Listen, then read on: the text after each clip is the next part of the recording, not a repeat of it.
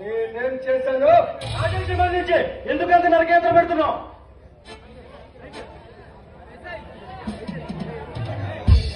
అది నా సొంత విషయం.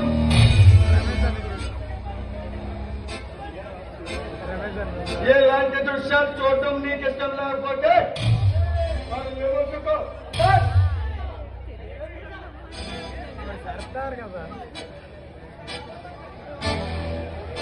కృష్ణారామంటే మూల కూర్చోక ఏంటి ఆ తండ్రి ఆలాపన?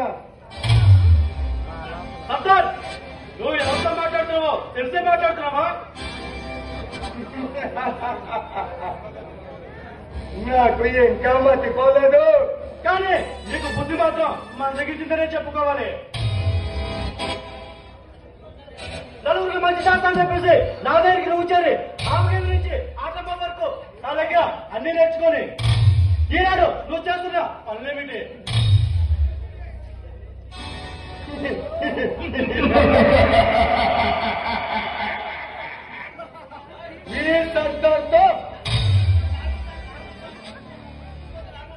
ఈ శబ్దంతో పోటీ పడడం అంత సులభం కాదు. నా గురువుని చాలితో వదిలేస్తున్నాను. లేకపోతే నిన్ను భస్మం చేసేవాడిని.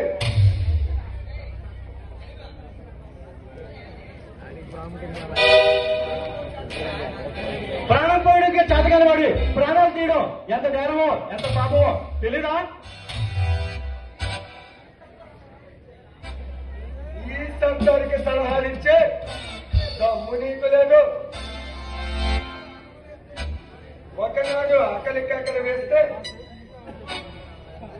తిండి కోసం బట్ట కోసం అనాథ అడుపులు అరిచాను.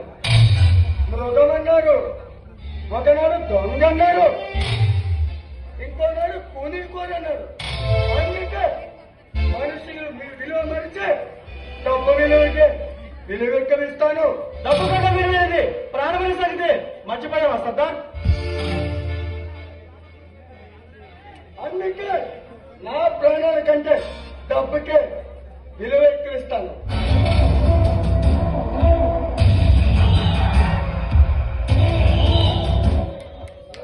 విశ్వాసఘాతకుడా, ఎన్నో రోజులుగా నేను సంపాదించుకునే నాలాంటి చేసుకొని ఈనాడు నువ్వు చేస్తున్న పనులేమిటి? అర్థంతో శ్రీకాంత్,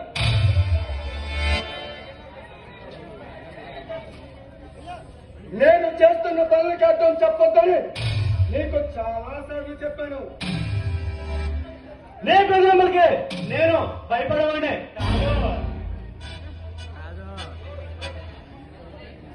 కాళ్ళకు చుట్టుకున్న తాళ్ళని ఎలా కత్తిరించాలో ఈ సర్కార్కి బాగా తెలుసు. నేను ఈనాడు కోపంలో మరొక క్షణం నీ ప్రొఫెసర్ శ్రీకాంత్ ఉండలేడు.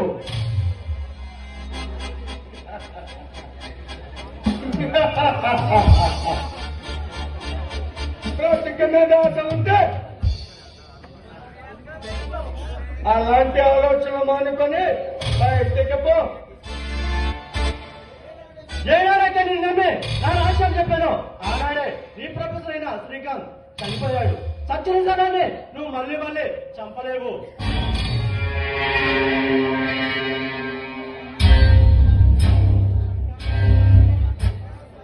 శవాలతో ఆడుకోవడం ఈ సర్కారుకి మహా సరదా. పడదా నేను వేస్తాను.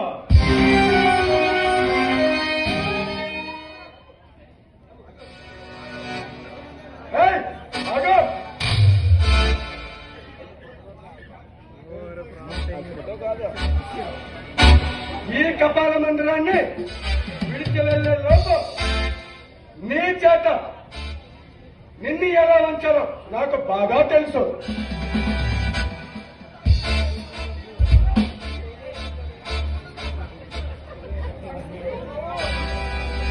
ఒక్కరు ముందుకెళ్తావో కాల్చి పారేస్తాను.